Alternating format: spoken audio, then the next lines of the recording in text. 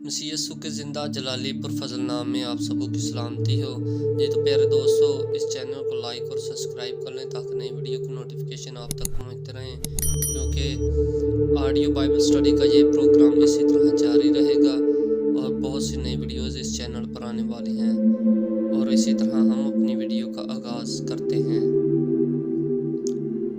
اور جب وہ کفر نحوم میں داخل ہوا تو ایک صوبہ دار اس کے پاس آیا اور اس کی منت کر کے کہا، اے خداوند، میرا خادم فالج کا مارا گھر میں پڑا ہے اور نہایت تکلیف میں ہے۔ اس نے اس سے کہا، میں آ کر اس کو شفا دوں گا۔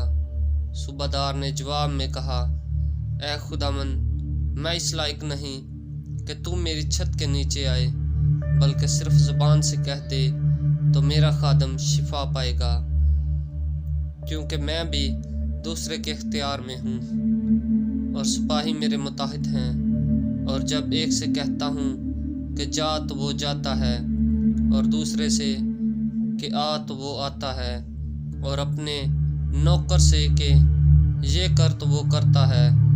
یسوع نے یہ سن کر تعجب کیا اور پیچھے آنے والوں سے کہا، میں تم سے سچ کہتا ہوں کہ میں نے اسرائیل میں بھی ایسا ایمان نہیں پایا، اور میں تم سے کہتا ہوں کہ بتھیرے پورب اور پچھم سے آ کر ابراہیم اور اسحاق اور یعقوب کے ساتھ آسمان کی بادشاہی کی ضیافت میں شریک ہوں گے، مگر بادشاہی کے بیٹے باہر اندھیرے میں ڈالے جائیں گے، وہاں رونا اور داد پیسنا ہوگا۔ اور یسوع نے صوبہ دار سے کہا، جا، جیسا تو نے اعتقاد کیا تیرے لیے ویسا ہی ہو، اور اسی گھڑی خادم نے شفا پائی۔ آمین۔ خداوند آپ سب کو بڑی برکت دے۔